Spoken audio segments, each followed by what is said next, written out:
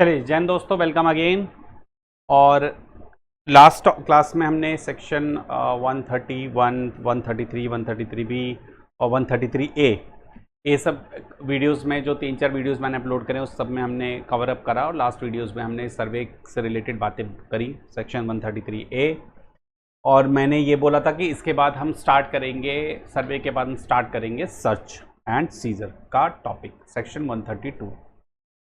बहुत interesting topic है, बहुत इंपॉर्टेंट टॉपिक है। बहुत सारे केस लॉज भी हैं, कुछ नए कुछ पुराने, कुछ एग्ज़ाम के लिए रेलिवेंट है, कुछ आपकी अंडरस्टैंडिंग के लिए रेलिवेंट है। तो मैंने कोशिश करी है जितने भी कॉन्सेप्ट को क्लियर करने के लिए जो भी केस लॉज की ज़रूरत है, मैंने कुछ पुराने केस लॉज का भी डिस्कशन करा है। और कुछ पुराने केस लॉज भी आप देखोगे यहाँ पे मैंने डाले हुए, काफ़ी पुराने हैं।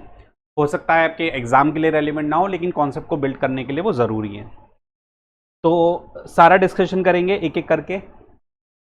अभी हम स्टार्ट करते हैं सर्च एंड सीजर सेक्शन 132 और इसको पढ़ते हैं, इसमें क्या क्या बातें करी गई हैं। चलिए देखिए पहले इस कॉन्सेप्ट को पढ़ने से पहले एक बेसिक अंडरस्टैंडिंग ले लेते हैं। आपने कई बार सुना होगा छापा पड़ा है, इनकम टैक्स का छापा पड़ा है या इनकम टैक्स की रेड हुई है। आप पढ़ते हो हमेशा, आपने देखा मूवी वगैरह भी आई थी, अजय देवगन की रेड मूवी आई थी, उसमें क्या था, इनकम टैक्स की रेड पड़ती है, इनकम टैक्स का छापा पड़ता है और घुस जाते हैं घर में, सब तोड़ा तोड़ी और ये सामान ले वो सामान ले, सारे ज्वेलरी कैश जो भी है सब गिनना शुरू कर देते हैं, देखना शुरू कर देते हैं। आपकी परमिशन नहीं लेते, लेकिन आपके सब घर के हर दरवाजे, हर लॉकर सबको तोड़ ताड़ के, अगर आप चाबी नहीं दोगे तो उनके पास तोड़ने की भी पावर होती है। तो अगर हम थोड़ा सा आइडिया लें कि बेसिकली जो रेड पड़ते हैं, रेड पड़ती है, जो रेडिंग पार्टी होती है, उसमें कौन कौन से ऑफिसर्स होते हैं। रेडिंग पार्टी होती है उसमें कौन कौन लोग होते हैं। देखिए कम से कम 40 से 50 तो इनकम टैक्स के ऑफिसर होते हैं। अब इनकम टैक्स अथॉरिटी में किसको ऑथराइज करा जाता है वो अभी हम जब सेक्शन पढ़ेंगे 132(1) उसमें हम डिटेल डिस्कशन करेंगे। अभी मैं बहुत ही एक जनरल आइडिया दे रहा हूं कि जब कहीं रेड पड़ती है, जब कहीं कहते हैं ना इनकम टैक्स की रेड पड़ी है, तो आपने देखा होगा आप न्यूज़ वगैरह में, बहुत पॉलिटिशियंस के घर में तो पूरा घर घेर लेते हैं। तो पूरा घर घेरना है तो ऐसा तो नहीं 2-4 लोग लेके घर घेर लेंगे, तो अच्छे खासे उसमें जो है लोग चाहिए, अच्छे खासे ऑफिसर्स के नंबर्स काफ़ी चाहिए, तभी तो घर घेरा जाएगा। अब आप किसी का बंगला है, अब बंगले के मतलब इतना बड़ा 1000 स्क्वायर यार्ड में घर बना हुआ है, तो सब जगह से चारों तरफ घेरा होता, 30-35-40 लोग तो चाहिए ना। और ऐसा तो है नहीं कि छोटे मोटे आदमी पे रेड पड़ जाएगी, भाई रेड भी उसी पे ही पड़ती है जिस पे बहुत अच्छी इनकम होगी, कोई अच्छा पैसा छुपा रहा होगा, अच्छी कमाई हो रही होगी, उसी पे रेड पड़ेगी। तो कहने का मतलब है कि जो रेडिंग पार्टी होती है, जो रेड डालती है, कम से कम उसमें 40 से 50 इनकम टैक्स ऑफिसर होते हैं, कुछ पुलिस ऑफिसर्स भी होते हैं। जी हाँ, पुलिस ऑफिसर्स भी होंगे, अभी हम आगे पढ़ेंगे कि रेड जो डालने जाती है अथॉरिटी, उनको पुलिस ऑफिसर्स की भी हेल्प लेनी पड़ती है। क्योंकि भैया देखिए, अब कोई आपको मान लीजिए घुसना ना दे, मना कर दे कि जी मैं तो नहीं घुसने दूंगा, तो पुलिस वाले फोर्सफुली आपको एंट्रेंस कराएंगे और आपकी हेल्प करेंगे अंदर। ऐसा नहीं है कि वो आपके साथ रेड डालने जाएंगे, लेकिन ऐसा नहीं कि वो फिजिकली कुछ कैश या डॉक्यूमेंट चेक करेंगे, वो उनके पास वो पावर नहीं है। इनकम टैक्स अथॉरिटी को वो इतनी हेल्प करेंगे कि भाई आपको घर में एंट्रेंस कराना है, तो किसी तरह की कोई फोर्स की अगर ज़रूरत हो तो पुलिस ऑफिसर वहाँ पे वो हेल्प कराते हैं। और ज़्यादातर फर्स्ट क्लास एक मजिस्ट्रेट भी होता है जो रेड कराने में हेल्प करता है। कुछ इस तरह से एक नॉर्मल रेड में इस तरह से एक स्टाफ का बाइफर्केशन होता है। कुछ इनकम टैक्स ऑफिसर्स होते हैं, पुलिस ऑफिसर्स होते हैं, और एक फर्स्ट क्लास मजिस्ट्रेट भी हो सकता है।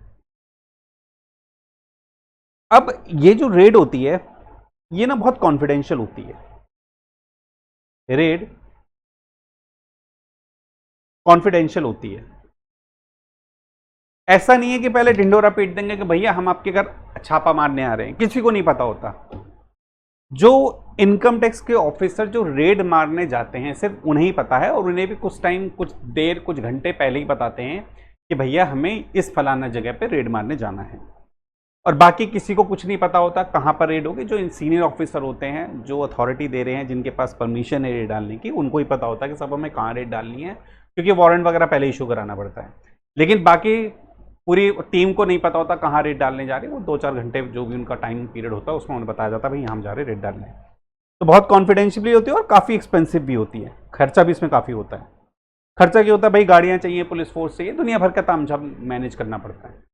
तो ऐसा नहीं है कि उठ के चले गए और रेड मार गई, और ऐसा नहीं होता, मतलब पूरा प्रोसीजर फॉलो करना पड़ता है, लेकिन काफ़ी कॉन्फिडेंशियल होता है। इसके बारे में भी हम पढ़ेंगे, कुछ केस लॉज भी हैं कि कॉन्फिडेंशियल रखना क्यों ज़रूरी है उसको, इसके बारे में भी हम पढ़ेंगे। और काफ़ी एक्सपेंडिचर भी होता है, एक्सपेंसिव भी होता है रेड डालना।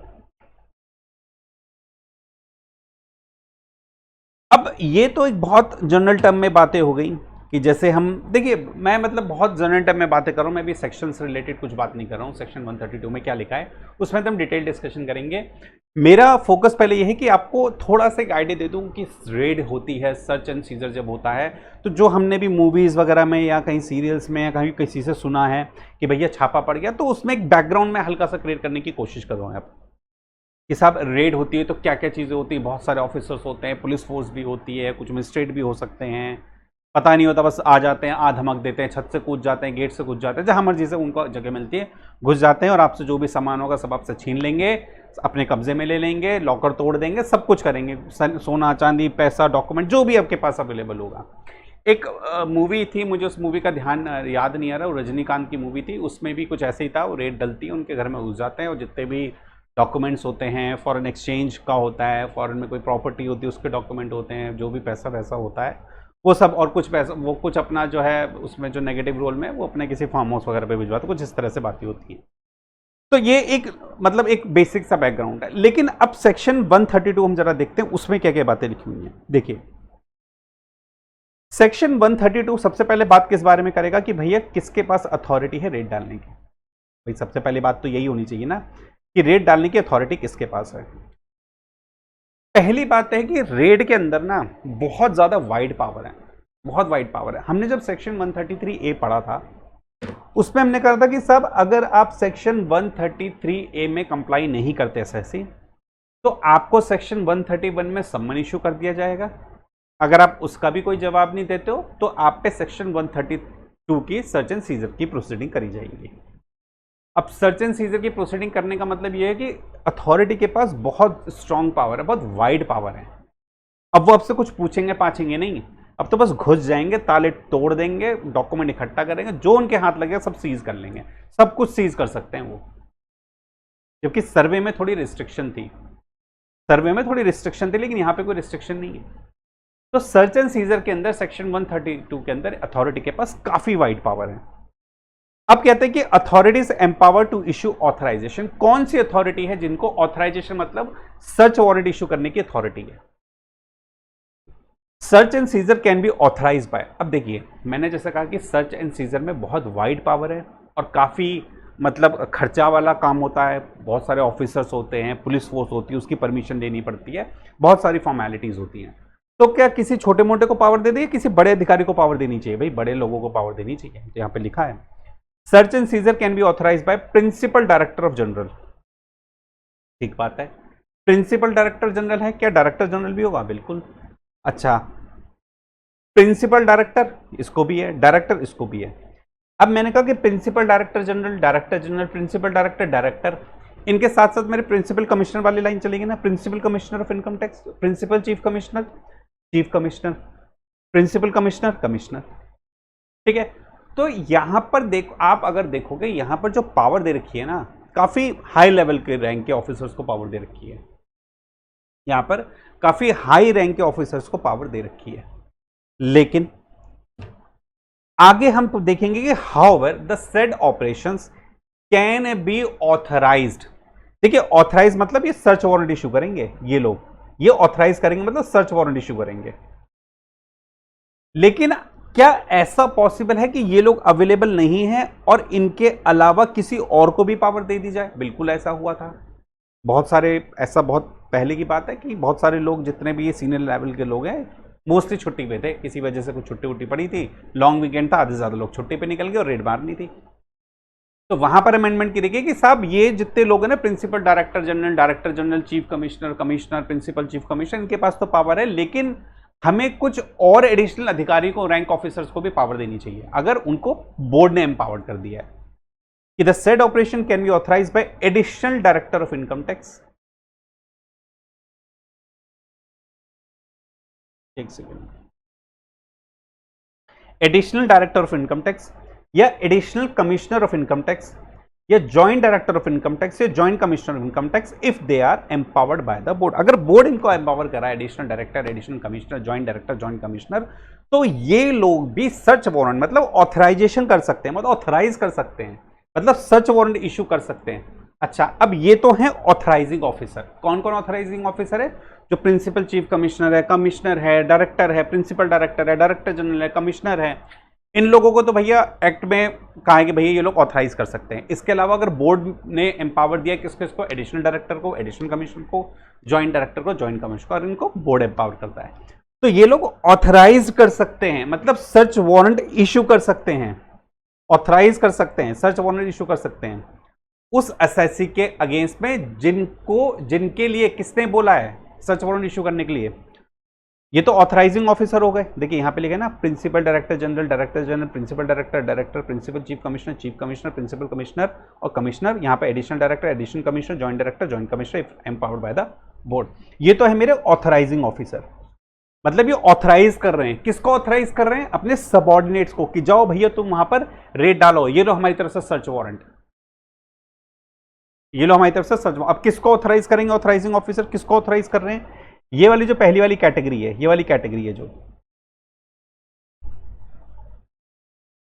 ये वाली जो कैटेगरी है किसको ऑथराइज कर सकती है? Joint director, joint commissioner, additional director, additional commissioner, additional director, assistant director, deputy director, assistant commissioner, deputy commissioner और इनकम टैक्स ऑफिसर, इनको ऑथराइज कर सकते हैं। तो देखा जाए इनकम टैक्स ऑफिसर को और उससे अबव लेवल, अगर मैंने इनकम टैक्स ऑफिसर को ऑथराइज कर दिया तो उससे अबव लेवल को तो ऑथराइजेशन मिल ही जाएगा। ठीक बात है, इनकम टैक्स ऑफिसर से जितनी भी अबव रैंक है सबको ऑथराइज कर दिया। ये तो वो लोग हैं जिसमें सेक्शन 132 में लिखा हुआ है कि भैया इन लोगों को ऑथराइजेशन पावर है, प्लस जिनको बोर्ड ने एम्पावर करा वो भी किसको ऑथराइज कर सकते हैं? Assistant director, deputy director, assistant commissioner, deputy commissioner और आईटीओ। तो देखा जाए कि assistant director, assistant deputy director, assistant commissioner, deputy commissioner, deputy commissioner और आईटीओ, इनसे जो जूनियर हैं वो उनको ऑथराइज कर देंगे। तो अगर मैं बड़ा ही लेमन टर्म में कहूं कि ऑथराइजिंग ऑफिसर किसको ऑथराइज कर सकते हैं, ऑथराइजिंग ऑफिसर किसको ऑथराइज कर सकते हैं? ऑथराइजिंग ऑफिसर इन लोगों को ऑथराइज कर सकते हैं, किसके लिए? रेड मारने के लिए, सर्च एंड सीजर करने के लिए। और कैसे ऑथराइज करा जाएगा? क्या प्रोसीजर को ऑथराइज करने का? Authorise is being done by issuing search warrant in form 45, in form number 45। इसका मतलब ये हुआ कि मान लीजिए इनकम टैक्स ऑफिसर, मान लीजिए कमिश्नर को पता है कि साहब यहाँ पे हमें रेट डालनी चाहिए, इनके पास बड़ा पैसा और अनडिस्क्लोज इनकम, इनके पास रेट डालनी चाहिए। तो जो भी उस जुडिक्शन के जो भी असिस्टेंट कमिश्नर या फिर जो भी हमने ऑथराइज ऑफिसर है, इनको क्या है, सर्च वारंट देंगे, लो भैया ये सर्च वारंट लो और उनके यहाँ जाके रेड मार के हो, उनके यहाँ रेड डालो। तो जो तरीका होगा ऑथराइजेशन करने का वो किस तरीके का? Is being done by issuing a search warrant, search warrant issue करेगा इन फॉर्म 45। ठीक है, तो ये तो हमें बड़ा सिंपल समझने पड़ा कि साहब हमें अगर इनकम टैक्स अथॉरिटी को रेट डालनी, कहीं पर सर्च एंड सीजर करना है, तो अथॉरिटी डिफाइन है, कौन सर्च वारंट, और रेट डालने के लिए हमें क्या है, सर्च वारंट चाहिए।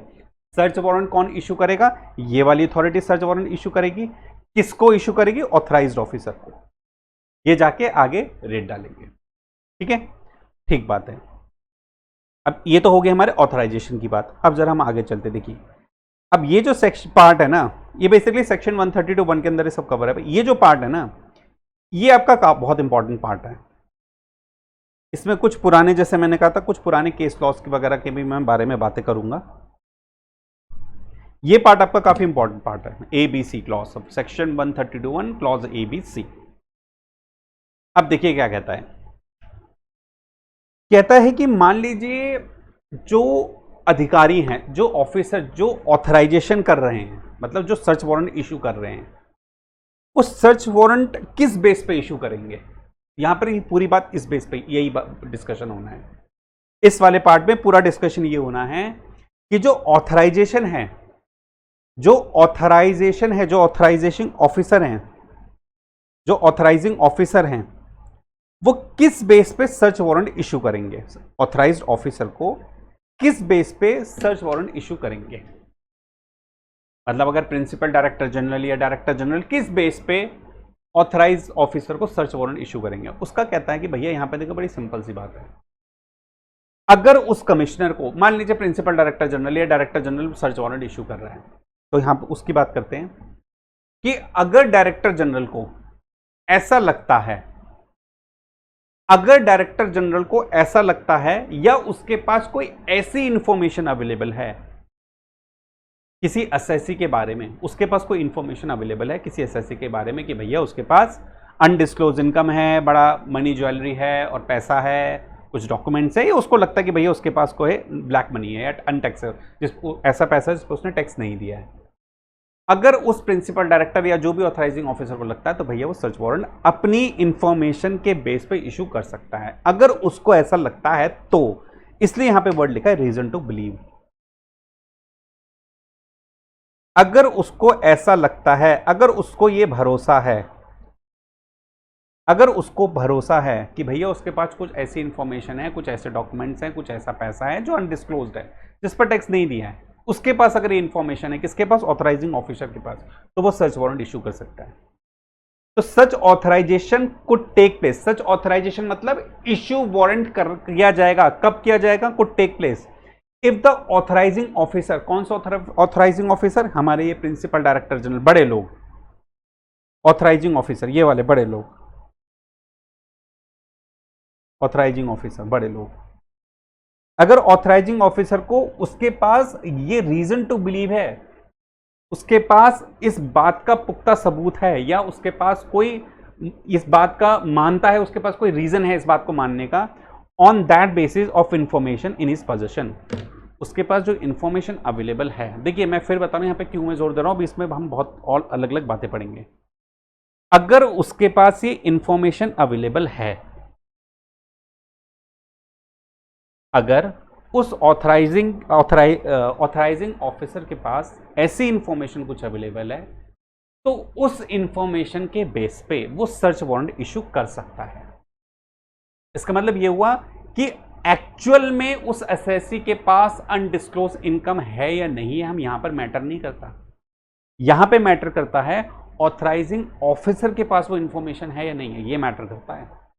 अगर उसके पास इंफॉर्मेशन अवेलेबल है, चाहे वो सच हो या झूठ हो, ये भी बात है, हो सकता है उसके पास इंफॉर्मेशन गलत हो, ऐसा भी हो सकता है कि ऑथराइजिंग ऑफिसर के पास इंफॉर्मेशन गलत हो, लेकिन फिर भी वो अपनी इंफॉर्मेशन के बेस पे सर्च वारंट इशू कर सकता है रेट डालने की। पहला क्लॉज। अब कहता है कि that the person to whom summon under section 131 notice under section 142(1) was issued to produce or caused to produce any books of account or other document has omitted or failed to do so। कहता है कि such authorization could take place if the authorized officer has reason to believe on the basis of information in his possession कि जिस person को 131 में सम्मन भेजा गया था, या फिर 142(1) में भैया आपने रिटर्न फाइल एसएससी ने कुछ करी और असेसिंग ऑफिसर के पास कुछ और इंफॉर्मेशन है, इंफॉर्मेशन मिसमैच हो रही है, तो असेसिंग ऑफिसर ने भैया नोटिस इशू करा, भैया कारण बताओ क्यों मिसमैच है, क्यों ये डिफरेंस आ रहा है।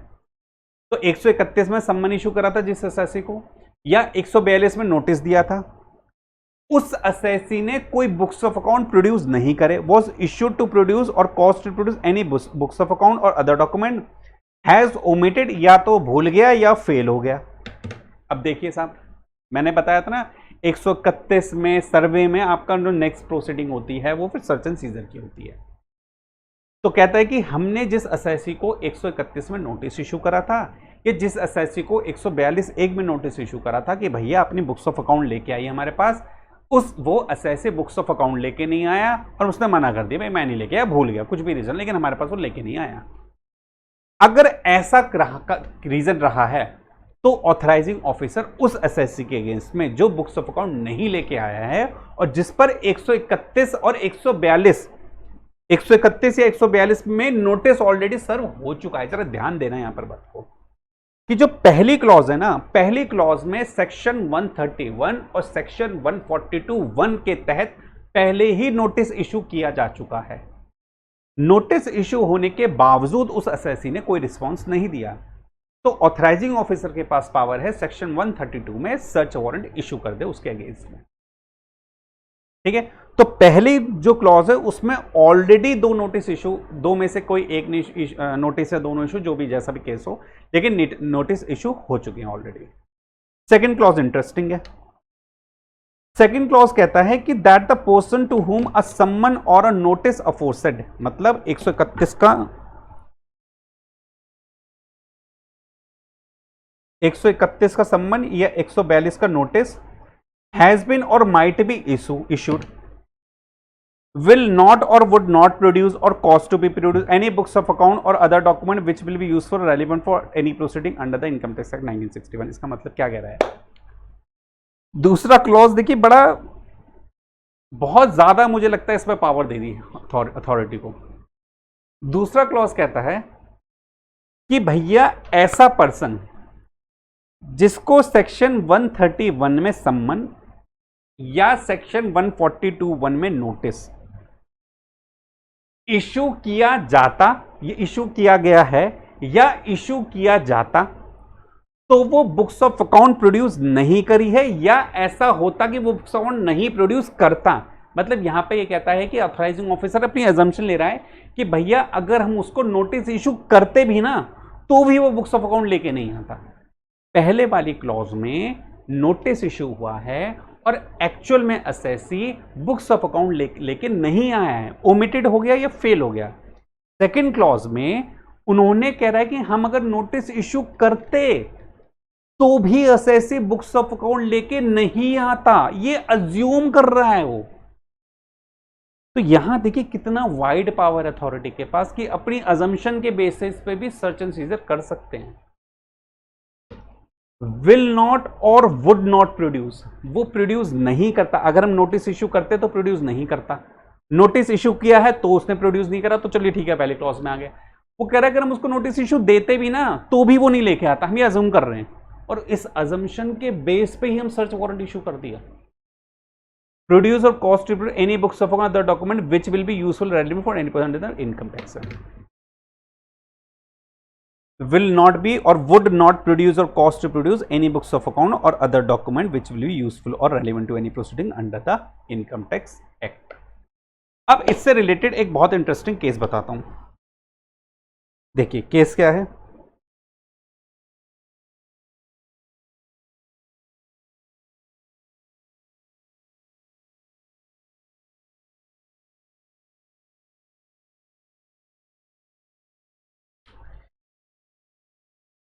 एक असेसी था मिस्टर मामचंद।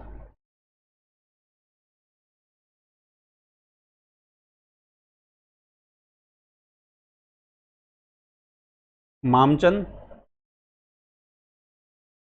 मुरारीलाल और कृष्ण कुमार।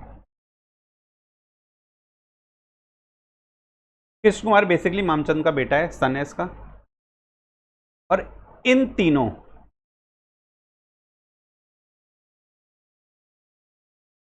कृष्ण कुमार बेसिकली मामचंद का ही बेटा है, लेकिन इन तीनों ने मिलके एक फर्म बना रखी है और उस फर्म का नाम है मामचंद एंड कंपनी। उस फर्म का नाम था मामचंद एंड कंपनी।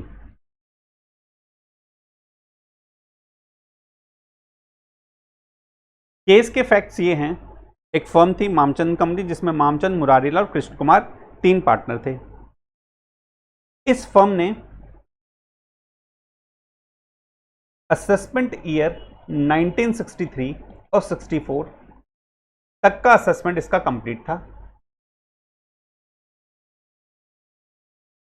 इसका मतलब 63 और 64 तक का तो असेसमेंट कंप्लीट हो गया था, और असेसमेंट 1964 से 65 प्लस 65 से 66 की रिटर्न फाइल हो चुकी थी। लेकिन असेसमेंट पेंडिंग था डिपार्टमेंट की तरफ से। असेसमेंट अभी इसका भी पेंडिंग चल रहा था। Assessment was pending. ठीक है, तो केस के फैक्ट ये हैं। अभी देखिए ये इतना इंपॉर्टेंट नहीं है किस डेट में कब उसका असेसमेंट था, इसके केस के फैक्ट्स कुछ और है, लेकिन थोड़ा सा मैं और इसके बारे में डिटेल बता रहा हूँ कि बेसिकली 3 पार्टनर थे, मामचंद, मुरारीलाल, कृष्ण कुमार। एक फर्म थी, पार्टनरशिप फर्म थी मामचंद एंड कंपनी के नाम से, और जो है कंपनी ने, फर्म ने जो है अपनी रिटर्न वगैरह फाइल कर रखी थी। 360, 364, 64, 65, 65, 66 की भी रिटर्न फाइल हो गई थी, लेकिन असेसमेंट वगैरह इसका पेंडिंग चल रहा था। ठीक है।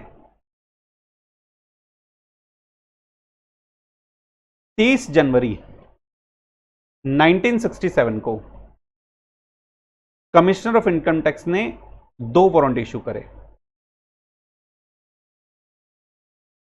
Issue 2 warrants under section 132। 30 जनवरी 1967 को कमिश्नर ऑफ इनकम टैक्स, भाई ऑथराइजिंग ऑफिसर है, उसने सेक्शन 132 के तहत 2 सर्च वारंट इशू करे। एक तो सर्च वारंट था इनके ऑफिस का और एक था इनके रेजिडेंस का। ठीक है। 30 जनवरी 1967 को कमिश्नर ने 2 सर्च वारंट इशू करे। एक था इनके ऑफिस का जो कि कैलकाटा में था, कैनिंग स्ट्रीट करके एक जगह थी वहां पर, और एक इनके रेजिडेंस का सर्च वारंट इशू करा। अब क्वेश्चन ये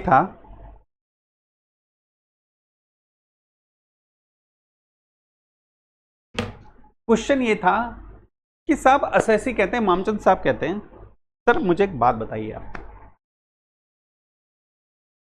मैंने अपनी सब रिटर्न ऑफ इनकम फाइल करी हुई है, जितना टैक्स बनता है मैंने वो टैक्स पे कर दिया है, मेरे अगेंस्ट में कोई प्रोसीडिंग पेंडिंग नहीं है, मेरे अगेंस्ट में कोई एक्शन पेंडिंग नहीं है, तो आप मुझे बताइए किस बेसिस पे, आप मुझे बताइए किस बेसिस पे मुझ पे सर्च करी गई है, सर्च एंड सीजर करा गया अंडर सेक्शन 132 में, किस बेसिस पे मुझ पे रेट डाली गई है, मुझे वो रीजन बताइए। भाई आपने, मेरी रिटर्न फाइल हो चुकी है, मैंने टैक्स सब पे कर चुका है, जो इंटरेस्ट वगैरह मैंने सब पे कर दिया है, कोई मेरे पे प्रोसीडिंग पेंडिंग नहीं है, तो किस बेसिस पे आपने मुझ पे सर्च का सेक्शन लगा दिया और आपने मेरे घर पे, मेरे ऑफिस पे सर्च करना शुरू कर दिया। It is said that SSC had always filed their return regularly and there was no reason for the commissioner to believe that they would not produce any document or books of account which they were called upon to produce। मतलब मैंने सब documents अपने maintain करे हुए हैं और commissioner के पास ऐसा कोई रीजन ही नहीं है जिससे उसको ये लगे कि वो मुझसे बुक्स ऑफ अकाउंट मंगाएगा और मैं नहीं लाऊंगा। हमने भी क्लॉज बी में यही बात पढ़ी कि सर्च वारंट इस बेसिस पे भी इशू किया जा सकता है कि अगर कमिश्नर को लगता है कि आपसे बुक्स ऑफ अकाउंट मंगाया जाएगा और आप नहीं लेके आओगे, इस अजम्पशन पे भी सर्च वारंट इशू हो सकता है।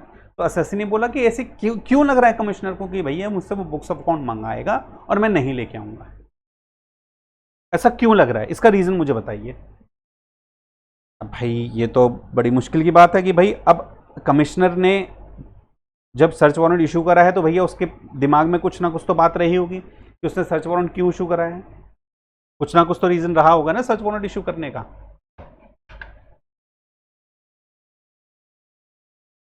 हाँ जी। तो बात ये हुई,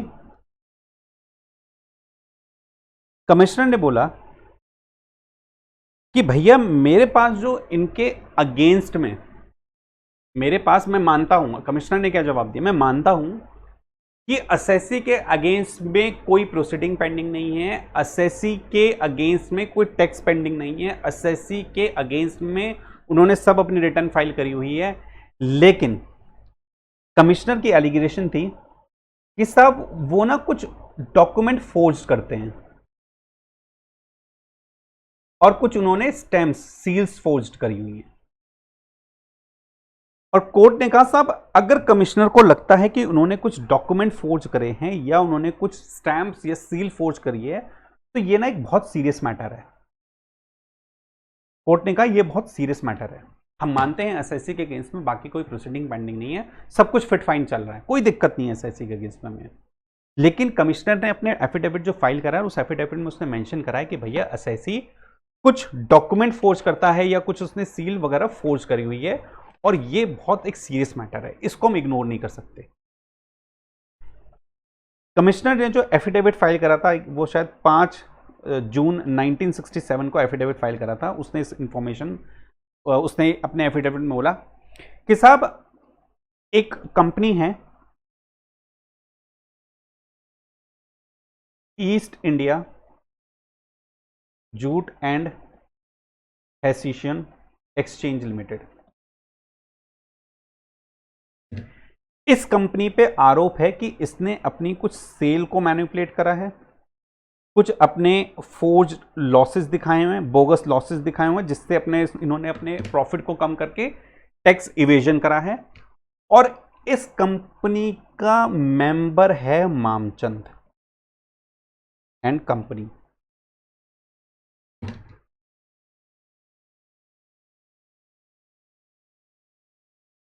मामचंद एंड कंपनी इस एक्सचेंज का मेंबर है।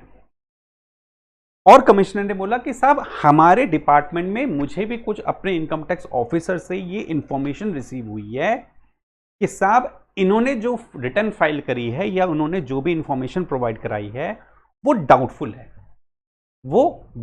है, इस बेसिस पे मैंने सर्च वारंट इनको इशू करा है। लेकिन एसएससी के भाई एक रोना था कि भैया आप हमें प्रूव ये करो कि हमने जो है, देखिए उनको मेन बात है सर्च एंड सीजर उस पे करो जिन्होंने कुछ चोरी करी हो। एसएससी कह रहा है मैंने तो कभी कोई चोरी नहीं करी, मेरी तो सारी इनकम रिटर्न फाइल है, टैक्स वगैरह सब पे है, तो किस बेसिस पे सर्च एंड वारंट है? तो कोर्ट ने क्या कहा, देखिए कोर्ट ने क्या बोला। कोर्ट ने बोला the conclusion of the case, अब केस का कंक्लूजन बता रहा हूं, फैक्ट्स मैंने आपको बता दिए कि भैया कमिश्नर जो एफिडेविट फाइल करा उस एफिडेविट में मेंशन करा कि कंपनी है एक्सचेंज लिमिटेड, जो भी मैंने East India Jute and Hessian Exchange Limited, इस पे आरोप है कि इसने अपने कुछ सेल्स को मैनिपुलेट करा है, कुछ बोगस लॉसेस दिखाई हैं ताकि टैक्स इवेजन, एक हाई स्केल टैक्स इवेजन हो सके। और इस कंपनी का मेंबर मामचंद एंड कंपनी भी है। तो conclusion of the case was that search and seizure conducted by income tax department was deemed justified. The court found that the commissioner had valid reason to believe the petitioner would not produce relevant document and that the search was not excessive or indiscriminate. The court stated that search was conducted reasonable with instruction to seize only relevant material. क्यों ऐसा बोला court ने? क्योंकि section 132 की clause B में लिखा है कि अगर अथॉरिटी को, अगर ऑथराइजिंग ऑफिसर को ऐसा लगता है कि एसएससी से डॉक्यूमेंट्स मंगाए जाएंगे लेकिन वो लेकर नहीं आएगा, ऐसा उसको अगर लगता है तो वो सर्च एंड सीजर सेक्शन 132 में सर्च वारंट इशू कर सकता है। अब मामचंद एंड कंपनी में एसएससी ने कोई अभी तक गड़बड़ नहीं करी थी, उसका रिकॉर्ड पूरा क्लीन था।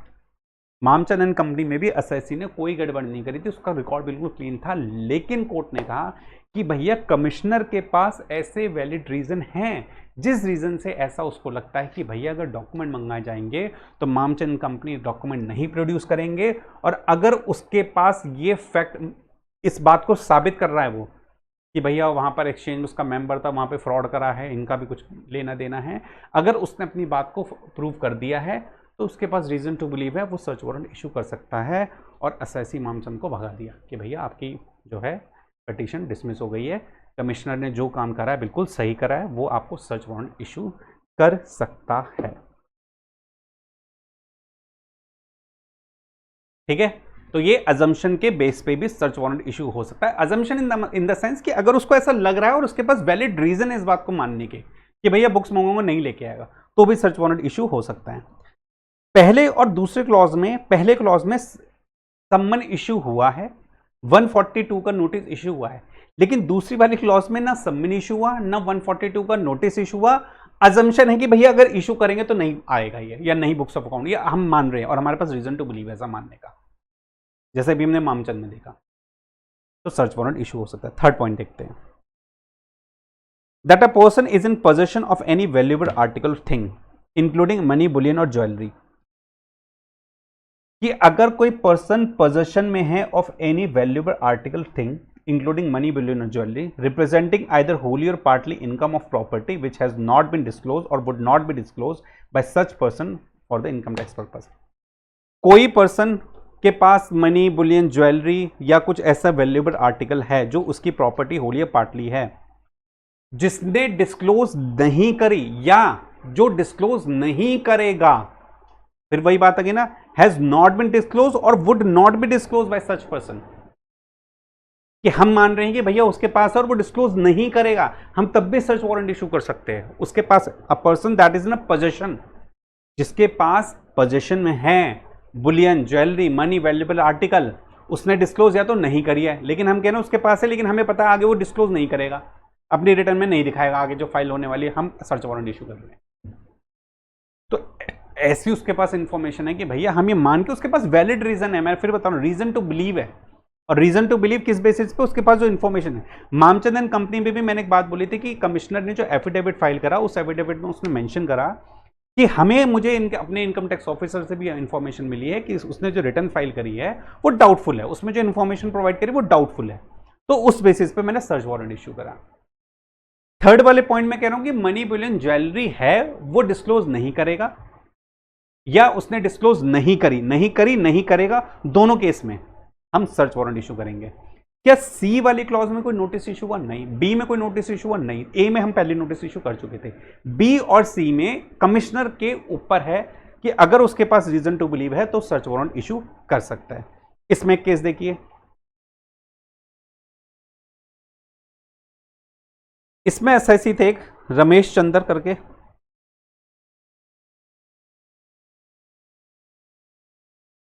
ये भी इंटरेस्टिंग केस है। देखिए केस ये पुराने हैं थोड़े, लेकिन थोड़ा सा अच्छे हैं पढ़ने में। एक असेसी थे मिस्टर रमेश चंद्र,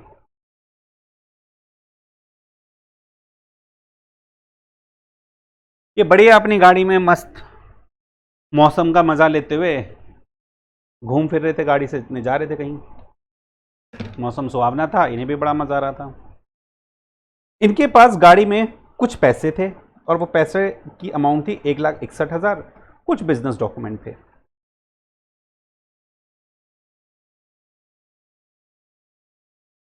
इनके पास जो अमाउंट थी वो लगभग थी 1,61,000 और कुछ बिजनेस के डॉक्यूमेंट्स थे। अपनी गाड़ी में फर्स्ट क्लास अपने एक सहयोगी के साथ घूम फिर रहे थे। आगे पुलिस की नाकाबंदी थी, पुलिस चेक पोस्ट था, शायद पुलिस वाले का नाम था करतार सिंह, कुछ ऐसे ही था, मुझे एग्जैक्ट केस के फैक्ट्स अब उतना मतलब कैरेक्टर के नाम नहीं याद, लेकिन एक पुलिस वाला था, उसने इनकी गाड़ी को रोका और कहा साहब चेकिंग करनी है। मैंने कहा ठीक है साहब चेकिंग कर लो, क्या दिक्कत है। अब ये बात है 1970 के आसपास की, कुछ ऐसी आसपास का केस है, 1974 का। तो उस टाइम 1,61,000 ना काफ़ी अच्छी अमाउंट होती है, मतलब काफ़ी बड़ी अमाउंट है, छोटी मोटी अमाउंट है। अब तो जैसे 1-1.5 लाख रुपए कोई बड़ी चीज़ नहीं है, लेकिन उस टाइम 1974 में 1,61,000 काफ़ी अच्छी अमाउंट होती थी। तो पुलिस वाले ने भाई साहब इन्हें रोक लिया और इनका ये कैश और बिजनेस डॉक्यूमेंट सीज कर लिए। इनका कैश और बिजनेस डॉक्यूमेंट सीज कर लिए और इनकम टैक्स वाले को कॉल कर दिया।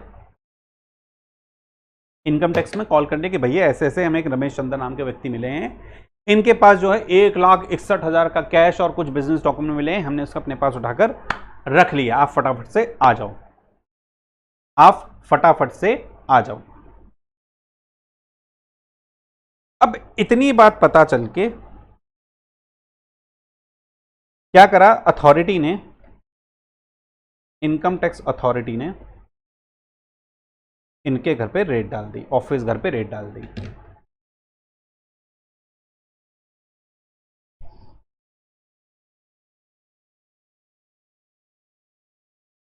इनके जो है ऑफिस घर पे रेड डाल दी 132 में। अब बात ये हुई, असेसी ने बोला कि साहब ये जो रेड डाली गई है ना, रमेश चंद्र जी ने कहा जी जो रेड डाली गई ना, ये रेड इल्लीगल है, ये रेड इल्लीगल है। अब इल्लीगल है, क्यों है इल्लीगल?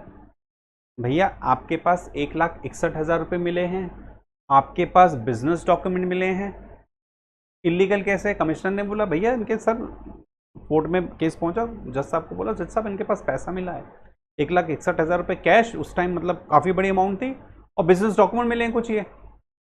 तो इस बेसिस पे मैंने इन पे सर्च का ऑर्डर डाल दिया और इनके ऑफिस और इनके घर में जो है मैंने सर्च डाल जो है इन पे जो है ये सीज कर दिया मैंने, इनका जो है ये पैसा और बिजनेस डॉक्यूमेंट मैंने इनका 132 में वारंट इशू करके इसको सीज कर लिया।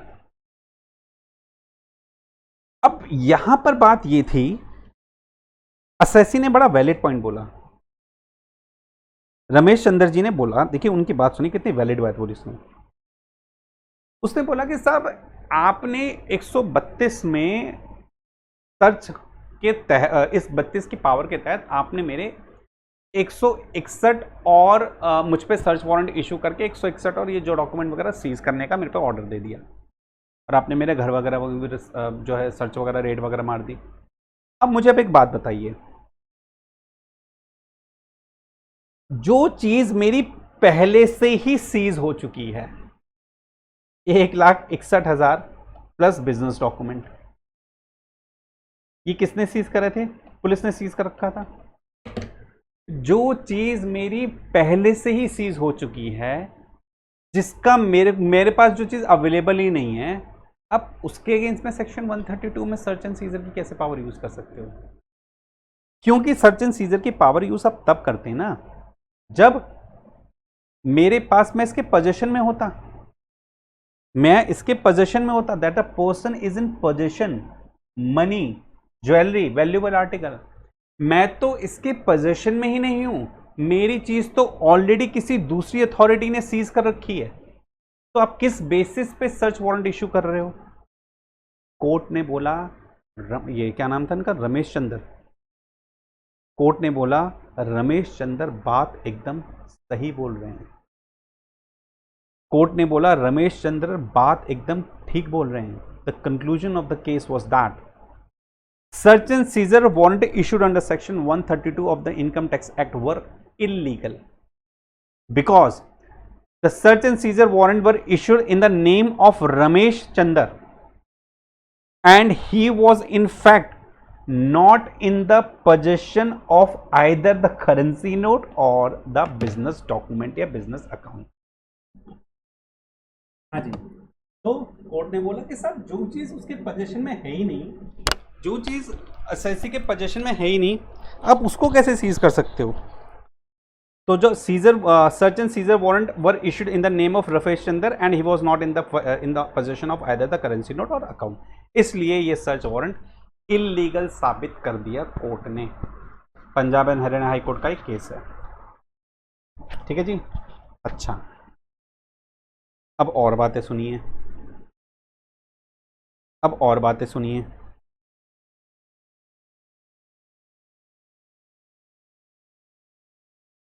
एक असेसी थे,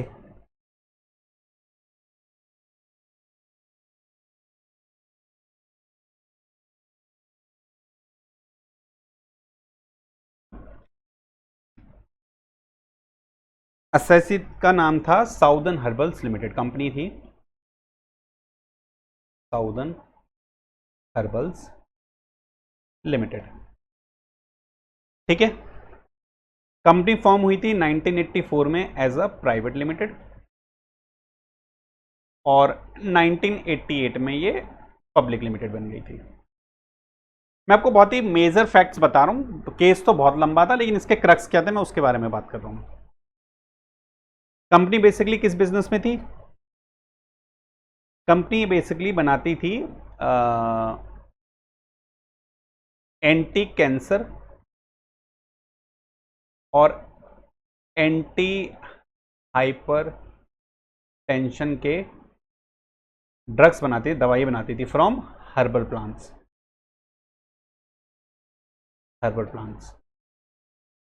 ठीक है। साउदर्न हर्बल लिमिटेड करके कंपनी थी, 1984 में प्राइवेट थी, 1988 में पब्लिक बन गई। इनका मेन बिजनेस था एंटी कैंसर और एंटी हाइपरटेंशन के ड्रग्स बनाती थी फ्रॉम हर्बल प्लांट से, ठीक है। और 100% एक्सपोर्ट लाइसेंस अवेलेबल था इनको, क्योंकि अपना एक्सपोर्ट करते थे ये। 100% एक्सपोर्ट लाइसेंस अवेलेबल था, मतलब कोई उनको जो है टैक्स वगैरह नहीं लगता था। और प्लस वो सेक्शन 10B3 में एग्जम्पशन भी क्लेम करती थी 1993 से लेके 1994 से, और not liable to tax for a period of 5 year from 1993, और यहां से लेके अगले 5 साल तक टैक्स देने के लिए लाइबल नहीं थी कंपनी, ठीक है।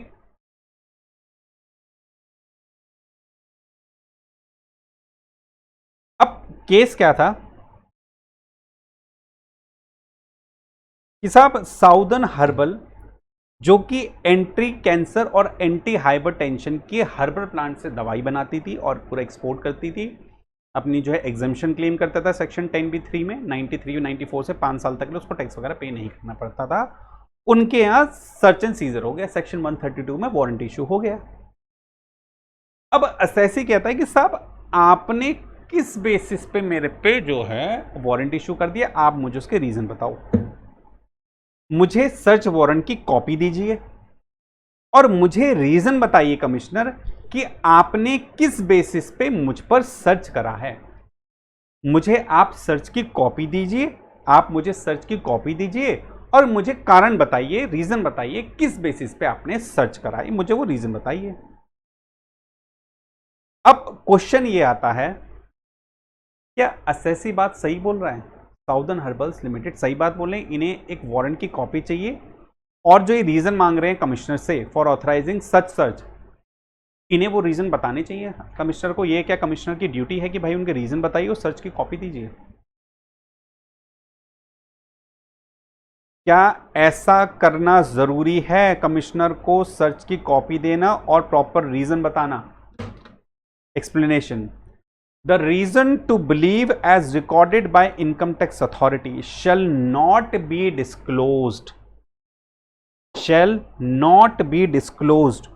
to any person, shall not be disclosed to any person or any authority, any person, any authority और the appellate tribunal, income tax appellate tribunal, यहां तक कोई पर्सन या कोई authority, even income tax appellate tribunal भी अगर वो reason मांगने डिटेल मांगता है कि किस रीजन पे आप सर्च वारंट इशू कर रहे हो, तो भाई साहब कमिश्नर का कोई नहीं है कि उसको कोई फोर्सफुल नहीं कर सकता कि भैया रीजन बताइए, कोई जरूरी नहीं है रीजन बताना। द रीजन टू बिलीव, उसको क्या लगता है किन रीजन की वजह से उसने सर्च वारंट इशू करा है, शेल नॉट बी डिस्क्लोज, उसको डिस्क्लोज करने के लिए कोई जरूरत नहीं है। जिस भी ऑथराइजिंग ऑफिसर ने सर्च वारंट इशू करा है और किस रीजन के बेस पे उसने सर्च वारंट इशू करा है, उन रीजन को डिस्क्लोज करना कोई जरूरी नहीं है। Shall not be disclose to any person, any authority और एनी इनकम टैक्स लायबिलिटी, ऐसा कहा गया कर्नाटका हाई कोर्ट के द्वारा। उन्होंने कहा कि साहब ये जो सर्च एंड सीजर है ना, जो रेड है ना, बहुत कॉन्फिडेंशियल होता है। ऐसे कि हम दुनिया भर को बताते रहेंगे, जो जो लोग आएंगे भैया हम ये रीजन है, ये रीजन है, ये रीजन है सर्च करने का, ऐसे तो फिर सर्च करने का मोटिव है भाई एकदम से आ जाकर धमक जाओ और कहो धप्पा और सर्च एंड सीजर शुरू कर दो, वो है सर्च एंड सीजर। जब ऑलरेडी हम बताएंगे कि ये वारंट की कॉपी और देखिए ये रीजन थे, आपने यहां रिटर्न फाइल नहीं करी, ये टैक्स नहीं पे करा, इसलिए हम सर्च करने आ गए, ये कोर्ट ने कहा साहब ये मोटिव नहीं है सर्च एंड सीजर का। सर्च एंड सीजर का टैक्स रिविजन को खत्म करना, और कोई जरूरी नहीं है किसी तरह का कोई रीजन किसी एसएससी को बताना। लेकिन यहां पे आपने देखा, आपने लिखा है कि एनी पर्सन, अथॉरिटी और इनकम टैक्स एपलेट ट्रिब्यूनल, लेकिन क्या यहां पे हाई कोर्ट और सुप्रीम कोर्ट की बात करें, इसका मतलब एपलेट ट्रिब्यूनल तक अगर कोई इंफॉर्मेशन कोई मांग रहा है, कोई जरूरी इंफॉर्मेशन देना, ऑथराइजिंग ऑफिसर कोई इंफॉर्मेशन नहीं डिस्क्लोज करेगा। लेकिन अगर इंफॉर्मेशन मांग ली गई हाई कोर्ट या सुप्रीम कोर्ट के द्वारा और उन्होंने बोला कि कमिश्नर या जो भी ऑथराइजिंग ऑफिसर है, आपने किस बेसिस पे सर्च वारंट इशू करा है अंडर सेक्शन 132, हमें उसका रीजन दिए, क्या हाई कोर्ट और सुप्रीम कोर्ट को रीजन बताना पड़ेगा? देखिए यहां पे सिर्फ एपलेट ट्रिब्यूनल तक मना है ना, लेकिन हाई कोर्ट और सुप्रीम कोर्ट को क्या रीजन बताना पड़ेगा? Answer is yes. अगर आप केस लिखना चाह रहे हो तो केस लिख सकते हो, doctor Pratap Singh versus director of enforcement 1985 का केस है। Doctor Pratap Singh versus director of enforcement 1985, supreme court. High court और सुप्रीम कोर्ट को रीजन बताना अति आवश्यक होगा, लेकिन इनकम टैक्स एपलेट ट्रिब्यूनल या उससे लोअर अथॉरिटी तक रीजन बताने की कोई जरूरत नहीं है। ठीक है, यहां आप लिख सकते हो but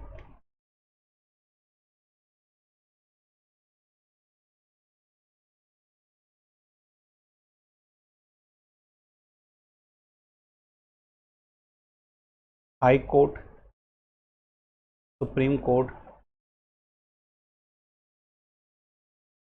have the jurisdiction to call, High Court, Supreme Court have the jurisdiction to call for and look into the reason recorded, the reason recorded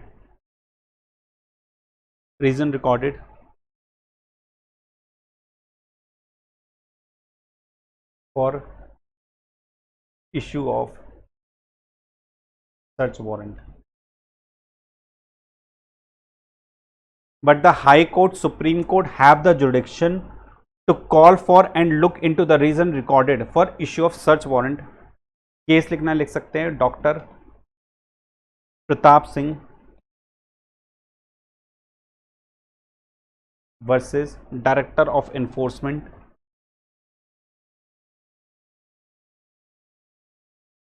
enforcement 1985 supreme court. Doctor Pratap Singh versus director of enforcement 1985 supreme court. ठीक है, लेकिन income tax appellate tribunal तक किसी को कोई information disclose करने की कोई आवश्यकता नहीं है. ठीक है जी, इतनी बात हुई.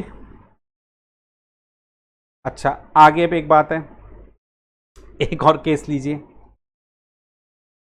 केस को सुनने के बाद ना कॉन्सेप्ट ज्यादा समझ में आता है. जैसे हमने मामचंद का समझा कि साहब आपने पहले कोई कांड ना किए हो, लेकिन अगर कमिश्नर को लगता है, ऑथराइजिंग ऑफिसर को लगता है कि कांड कर सकते हो, तो नोटिस इशू हो जाएगा. रमेश चंद्र में देखा कि भैया आप सर्च वारंट तब इशू करो ना जब वो चीज़ उसके पोजीशन में है. जब ऑलरेडी चीज़ सीज कर दी किसी और अथॉरिटी के द्वारा, तो फिर दोबारा कैसे सीज करोगे उसको. हमने ये देखा. साउदर्न हर्बल्स के केस में हमने देखा कि भैया रीज़न देने की कोई ज़रूरत नहीं है. रीज़न देने की कोई ज़रूरत नहीं है. किसी पर्सन को, किसी अथॉरिटी को, इनकम टैक्स एपीलेट ट्रिब्यूनल को, ऑथराइजिंग ऑफिसर की कोई रिस्पॉन्सिबिलिटी नहीं है किसी तरह का रीजन डिस्क्लोज करे. लेकिन हाई कोर्ट, सुप्रीम कोर्ट को रीजन देना पड़ सकता है. Doctor Pratap Singh versus director of enforcement 1985 supreme court. एक केस और मजेदार है. एक असेसी थे पूरनमल, एक असेसी थे पूरनमल. ये पार्टनर थे कई सारी फर्मों में, पार्टनर इन मैनी फर्म्स. बन सकते हैं पार्टनर? हाँ जी, बिल्कुल बन सकते हैं.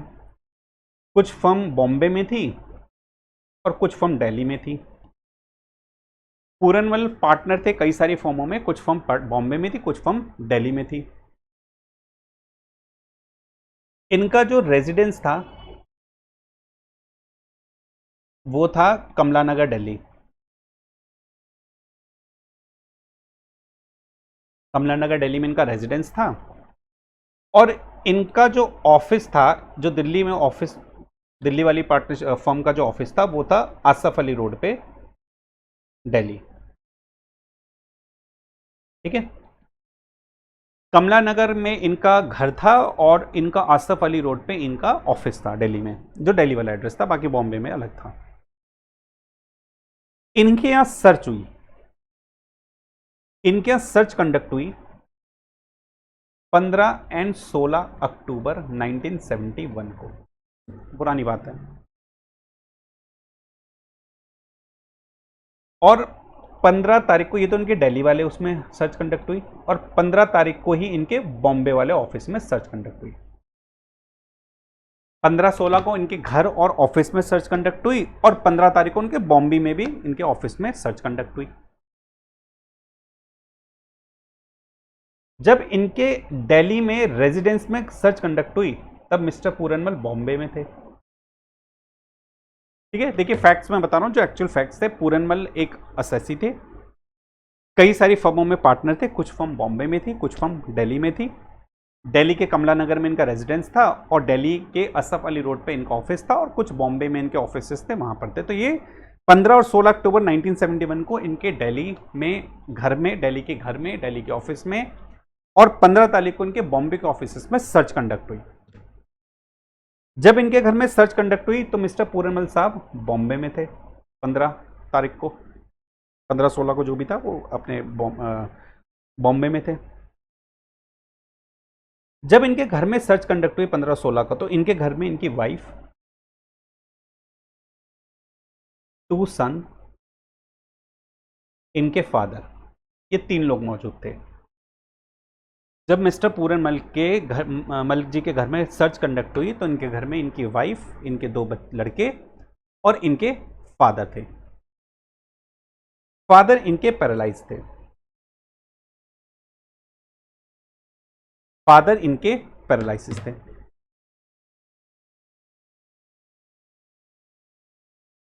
अब जब इनके घर में सर्च कंडक्ट हुई ना 15 तारीख और 16 तारीख को दिल्ली में, जब ये बॉम्बे में थे, तो पूरनमल जी ने कहा भैया ये सर्च जो है बिल्कुल इलीगल सर्च है, बिल्कुल इलीगल सर्च है। ऐसा क्यों कहा कि भैया ये सर्च झूठी सर्च है, इलीगल सर्च है, फंडामेंटल राइट का भक्षण करने वाली सर्च है।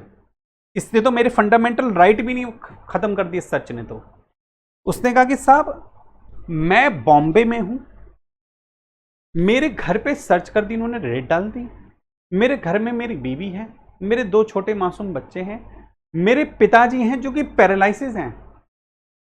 ऐसे केस में इन्होंने मेरे घर में सर्च करी है। पूरनमल जी ने कहा कि मेरी वाइफ ने बोला था इनको, मेरी वाइफ ने बोला था कि भैया आप लोग अपनी सर्च कीजिए, लेकिन सर्च पोस्टपोन कर दीजिए, जब मेरे हस्बैंड घर वापस आ जाए, मतलब पूरनमल जी जब घर वापस आ जाए तो सर्च कर लेना, क्या दिक्कत है। लेकिन ये इनकम टैक्स अथॉरिटी इतनी नक्कार है, इतनी मक्कार है, इन्होंने मेरी बीवी की एक बात नहीं सुनी। जबकि उसने कहा कि भैया पोस्टपोन कर दीजिए, जब मेरे पति घर आ जाए सर्च कर लीजिएगा, लेकिन इन्होंने किसी की बात नहीं सुनी और अपनी सर्च कंडक्ट करते रहे।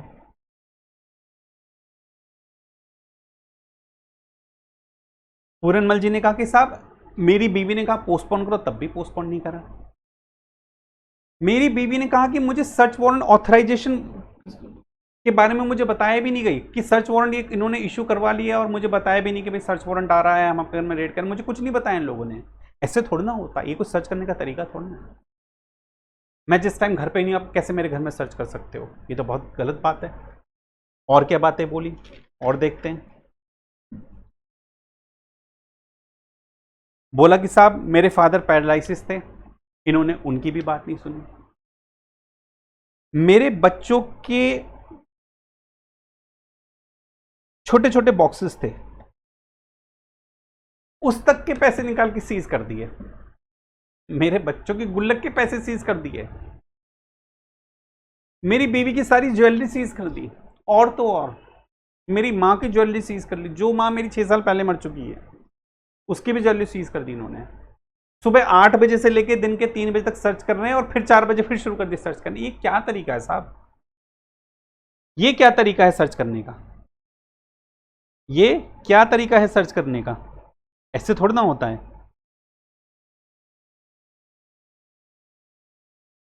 हाँ जी,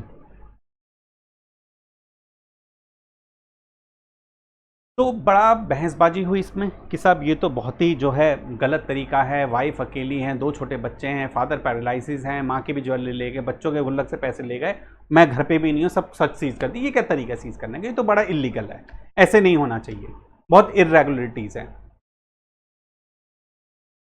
केस पहुंचा सुप्रीम कोर्ट। सुप्रीम कोर्ट ने देखिए क्या जाना। तो अब क्वेश्चन ये आता है, क्या सर्च अगर सर्च के दौरान सर्च में कुछ इरेगुलरिटीज हुई हैं, कुछ प्रोसीजर में कुछ मिसिंग हुआ है, कुछ चीज पर्टिकुलर प्रोसीजर सर्च के दौरान फॉलो नहीं हुआ है, उसके बावजूद जो इंफॉर्मेशन इकट्ठी हुई है, क्या वो इंफॉर्मेशन असेसमेंट में यूज की जा सकती है, जबकि उस असेसमेंट में कुछ कमियां थी, जबकि उस असेसमेंट में कुछ कमियां थी, क्या उस कमी के बावजूद उस सर्च में, सॉरी असेसमेंट, उस सर्च में कुछ कमियां थी, कमियां होने के बावजूद उस सर्च से जो इंफॉर्मेशन मिली है, क्या वो इंफॉर्मेशन असेसी का असेसमेंट करने के लिए यूज की जा सकती है। देखिए सुप्रीम कोर्ट ने क्या जवाब दिया इसमें। सुप्रीम कोर्ट ने इस पे देखिए क्या जवाब दिया। सुप्रीम कोर्ट ने बोला अच्छा मैंने इसमें मटेरियल लिखा नहीं है, नहीं लिखा है। सुप्रीम कोर्ट ने बोला, मैंने एक वन लाइन आंसर लिखा है कि the material obtain during a search और seizure illegally conducted, search and seizure illegally conducted can be utilise for the purpose of ordinary assessment. उन्होंने, सुप्रीम कोर्ट ने बोला कि भैया सर्च का मतलब ना यही होता है, हम मानते हैं कि आपकी माताजी जो है उनका ज्वेलरी सीज करती है, आपके छोटे छोटे बच्चे थे, आप घर पे, आपकी बीवी घर पे अकेली थी, आपके पिताजी के भी पैरालाइज, हम सब बात मानते हैं, हम बहुत सिंपैथी रखते हैं इस चीज़ के लिए, लेकिन सच का तरीका ही यही होता है। असस ने बोला भाई फंडामेंटल राइट्स भी तो कुछ होते हैं, हमने कहा ठीक है फंडामेंटल राइट्स होते हैं, कुछ इरेगुलरिटीज हैं, हो सकता है सर्च टीम थोड़ा वेट कर लेती, आप जब आ जाते तब शुरू होती, तब तक वो होल्ड कर सकती थी, कुछ हो सकता था, लेकिन सर्च का तरीका यही होता है कि अनएक्सपेक्टेड चीज़ें होती हैं और बिल्कुल बिना इन्फॉर्म करे करी जाती है। तो हम मानते हैं, सुप्रीम कोर्ट ने बोला हम मानते हैं कि हो सकता है सर्च में कुछ इरेगुलरिटीज रही हों, लेकिन फिर भी वहां पर जो इंफॉर्मेशन अवेलेबल हुई है, जो इंफॉर्मेशन गैदर करी है डिपार्टमेंट ने, वो रेगुलर असेसमेंट के लिए वो इंफॉर्मेशन यूज की जा सकती है as per decision taken by supreme court in the case of Puranmal versus director of inspection investigation income tax 1974 supreme court. ठीक है जी, तो ये था आपका, अभी हमने बस स्टार्ट करा है सेक्शन 132(1), अभी बहुत सारी बातें और भी हैं, लेकिन हम कंटिन्यू करेंगे इसको अपने नेक्स्ट वीडियो में। अभी इस वीडियो के लिए इतना सफिशिएंट है, पहले इसको एक बार थोड़ा सा आप रिवाइज कर लीजिए, एक बार वीडियो अच्छे से देख लीजिए, फिर मैं आगे इसको कंटिन्यू रखता हूं। तब तक के लिए thank you so much and please like subscribe my channel.